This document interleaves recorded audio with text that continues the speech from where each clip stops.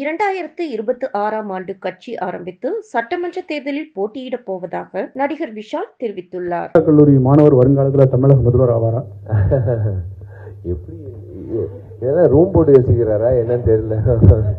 இல்ல எங்கிட்ட வீட்டுப்பா லோயலா காலேஜோட நீங்க சொல்லும் போது தான் எனக்கே அந்த பட்டியல் வந்து நான் யூஸ்வலா சொல்றது வந்து லோயலா காலேஜ் வந்து ஒரு ஹிடன் ஃபிலிம் இன்ஸ்டிடியூட். எத்தனையோ பேர் வந்து அந்த அந்த இடத்துல அந்த காலேஜ் வந்து வெளியில வந்து மீடியால வந்து பெருசா பேசப்பட்ட நபர்களா இருக்காங்க, என் கிளாஸ்மேட் உட்பட. அப்கோர்ஸ் நீங்க கேட்ட மாதிரி 2026ல் அதான் சொல்றேனே, நம்ம வந்து செல்லமேல இருக்கும்போது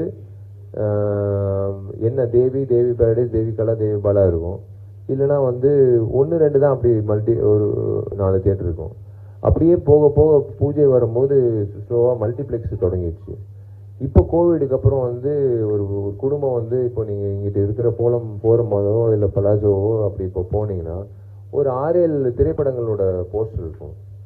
எந்த திரைப்படத்துக்கு நம்ம போகலான்றது அவங்க முடிவு பண்ணுவாங்க. ஏன்னா அவங்க ஆல்ரெடி வந்து கோவிட் டைமில் எல்லா படங்கள், எல்லா மொழிகளோட எல்லா டைரக்டர்ஸ் எல்லா படங்களும் பார்த்துட்டாங்க. கொரியன் படம், ஈரானியன் படம், எல்லா படங்களும் பார்த்துட்டாங்க. ஸோ அவங்களுக்கு என்னென்னா மைண்ட் செட் வந்து அப்கிரேட் ஆயிடுச்சு. அவங்களுக்கு இனிமேல் நம்மளை ஏமாற்ற முடியாது, நம்ம எல்லாத்தையும் பார்த்துட்டோம், இனிமேல் எவனாவது வந்து காப்பி அடிச்சா கூட நம்ம சொல்லிடுவோம் நம்ம எந்த படத்துல தான் காப்பி அடிச்சான்ற மாதிரி. ஸோ அவங்களுக்கு என்னன்னா அதே மாதிரி தான் அந்த வளர்ச்சி இருக்குல்ல, அந்த சின்ன ஒரு தியேட்டர் திரையரங்கத்துலேருந்து இப்போ மல்டிப்ளெக்ஸ், அந்த மாதிரி தான் வந்து 2026 பட்டியல் அப்படி தான் இருக்க போகுது. நீங்கள் எழுதி வச்சுக்கோங்க, அப்படி தான் இருக்க போகுது. கன்ஃபியூஷன் ஆகாது, ஆனால் கம்பேரிசன் இருக்கும். டெஃபினட்டாக வந்து ஒரு அழகான ஒரு பட்டியல் இருக்கும் மக்களுக்கு.